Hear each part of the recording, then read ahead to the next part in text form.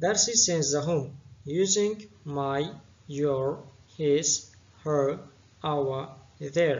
در این درس طرز استفاده بردن جانشین‌های صاحبیت را می‌آموزیم. جانشین‌های صاحبیت به این کلمه‌ها گفته می‌شوند: از آن من، از آن تو یا از آن شما، از آن وی مرد، از آن وی زن، از آن ما، از آن آنها. در پایان یک مثال آورده‌ایم.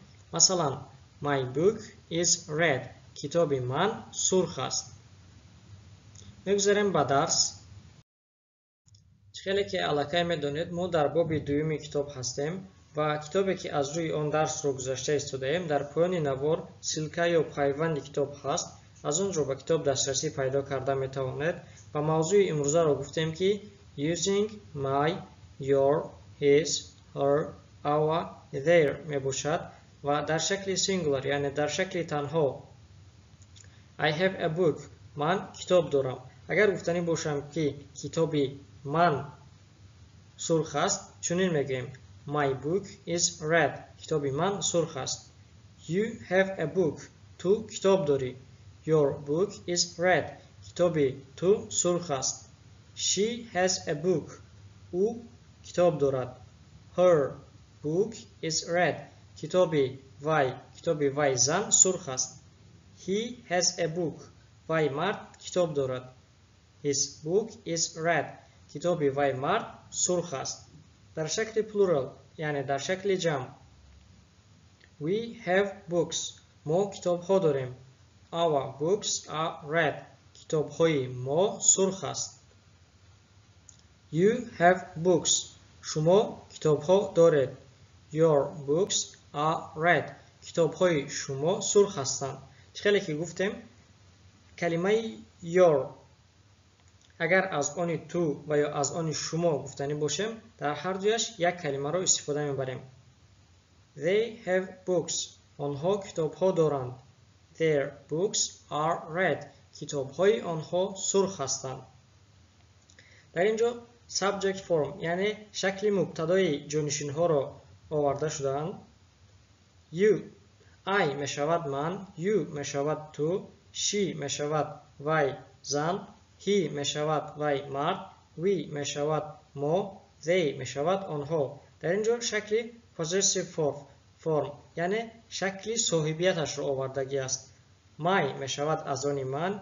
Your میشود از آن تو یا از آن شما. Her میشود از آن وی زن. His میشود از آن وی مرد. Our میشود از آن ما. Their میشود از آن آنها. یعنی با جانشین I my استفاده میبریم. با جانشین you your استفاده میبریم. با جانشین she her استفاده میبریم. با جانشین he his استفاده میبریم. با جانشین we our استفاده میبریم. با جانشین they their استفاده میبریم. این کلمه هایی که گفتیم my, our, her, his, our and their در زبان انگلیسی possessive adjectives یعنی صفت های صاحبیت گفته می شوند. در تاجیکی ما با اینها جانشین های صاحبیت میگوییم و اینها پیش از اسم می آیند. یعنی در چیزی که در مثال ما گفتیم اول اسم می آید پیش از اسم این possessive adjectives. میگذاریم به مثال ها.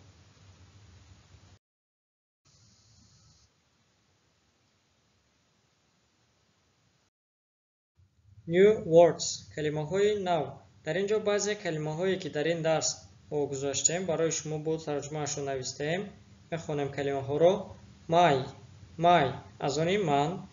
your از آن تو و یا از آن شما. his از آن وی مرد. her از آن وی زن. our از آن ما. their از آن آنها. possessive adjectives جانشین های صاحبیت. ترجمهش صفت های صاحبیت می شود ولی ما در زبان تاجیکی جانشین های صاحبیت می گوییم. turn نوبت. black سیاه. white سفید. gray خاکی و یا خاکستر رنگ. blue کبود. green سبز red red سرخ brown brown قهوه رنگ light light اگر در رنگ استفاده برده باشه روشن می شود مثلا light blue یعنی کبودی روشن کلمه dark dark تاریک اگر dark blue گوییم می شود کبودی تاریک در اینجا درس نوبتی ما با پایان میرسد. از همه شما برای تماشای نوار تا آخر منت داریم. ما را دستگیری کنید، فکرهای خود را در کامنت نویسید و درس‌های ما را به دیگران روان کنید. سلامت باشید.